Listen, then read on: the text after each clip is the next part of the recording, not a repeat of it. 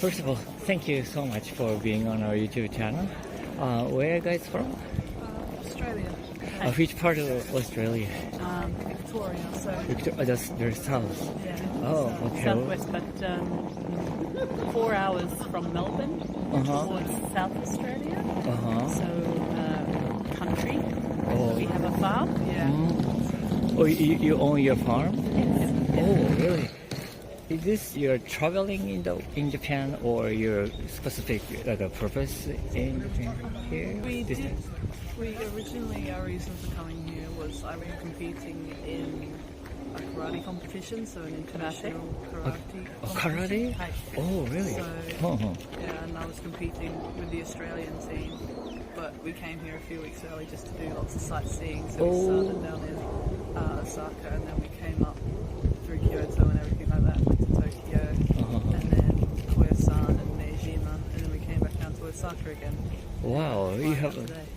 one trip so far. Yes, 4 weeks. 4 weeks. The beginning or like a first couple like the days or weeks are being in a competition?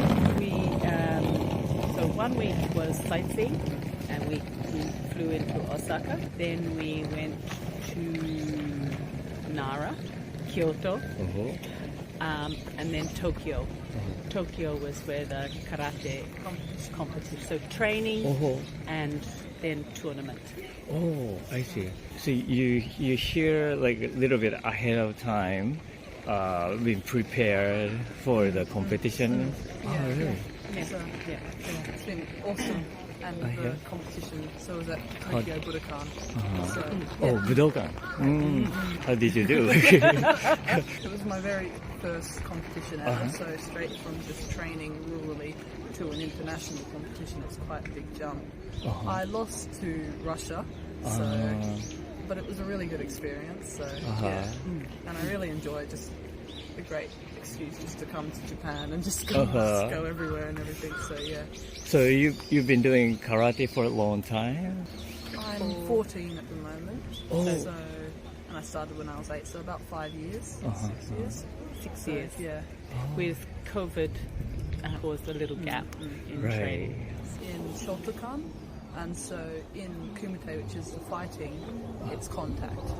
With contact. So full-on contact. So people do get knocked out and things like that sometimes. I wasn't in that, I was in kata, but Shotokan is contact, I think. And some other things, but yeah. So you started with kata? Yeah. I see. But she is,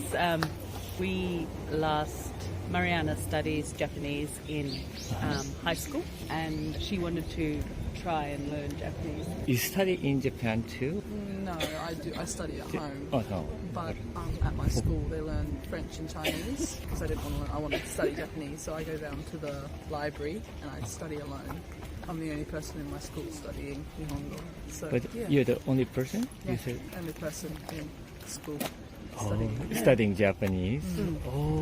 So do you have a teacher? Yeah, so it's online. The teacher is in Melbourne. In Melbourne. So there is a language school. So Victorian School of Languages in Melbourne. Mariana can study Japanese through there. Wow. But in your school, you're the only one person. And can you get a credit from it? Yeah, I can. Yes, so she has a friend who learns Spanish, and that's not taught in the school. In the school, they teach French and Chinese only. So because it's a country school, many schools in Melbourne probably learn Japanese or Italian. They're more common languages to learn. Chinese is quite common as well because there is a big Chinese community in Australia because the Chinese came to Australia at the same time as white people came to Australia. So It must be very useful if you know Chinese. But why did you choose Japanese then? I just love it. We came to Japan when she was a baby. So 14 years ago. And we think that as a baby, it must have, the culture and must have infused into her. Installed at that time. So perhaps some of the influence comes from me. I lived in Japan for 2 years in Tokyo as an English teacher first with Nova and then Youchien company doing English teaching. So in 2000 to 2002. So you speak then Japanese too? Squashy. Okay. Very squashy. I wish I spoke more. You chose Japan to choose to teach English, right? Why did you choose Japan to come? I think curiosity.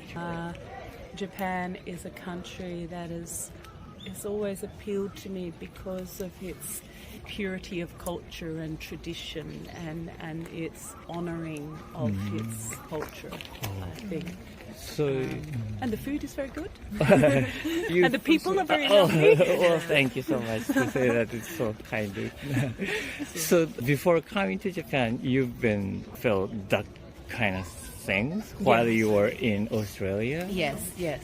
You're curious and interest, but also wanting to live in another country. I hadn't lived in another country, and I always wanted to, perhaps to live 6 months in New York, 6 months in Tokyo, 6 months in Paris, 6 months in London, but I've only ever achieved Tokyo, and that, I think is probably the best choice. But we quite like, because Mariana wants to come and study in Japan. Uni.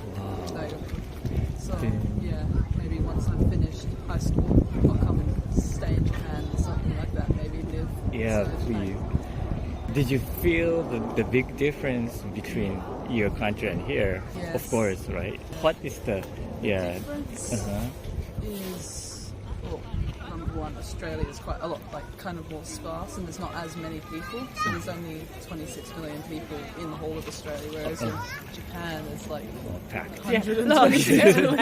So, and that is what I said to Ariane. I said, you've got to be careful, be aware that she doesn't like a lot of people, and she doesn't like crowded places. But here, it's always different because I think people respect space, even though you may not have, particularly on a crowded train, you might not have a lot of space, but there is a mental creation of space and mindfulness and separateness that comes from living in And I don't know, the terrain is also like the mountains and things like that in Japan. It's a lot different to Australia, and we don't have snow in Australia. Well, we do, but not as where we much, live. not where we live. So, it's, I don't know. There are big differences, but there's also similarities, so it's cool. Then what kind of similarity? Maybe that's more interesting to hear, I think. Similarities with Melbourne is quite packed and dense, and there's a lot more traffic and things like that. Traffic seems pretty calm around here, and I was actually surprised by that. And it's like it moves a lot quicker, and everything moves a lot quicker in Japan. more efficient, more kaizen. More efficient and everything like that. I think one of the big differences that I love is the celebration of seasons. Season changes. More people. In Australia, we don't pay as much attention to nature, I don't think. I mean, we are outdoors, we do a lot of stuff outdoors, but the changes of seasons and celebrating and appreciating the beauty that each season has is not as honoured in Australia. In Australia, do you feel the differences in seasons? Yes. Changing the color of the leaves and stuff? Yes. Oh, I see. So you see the kind of similar thing, but you don't really pay attention? No. That's what you mean? No. It's not so much.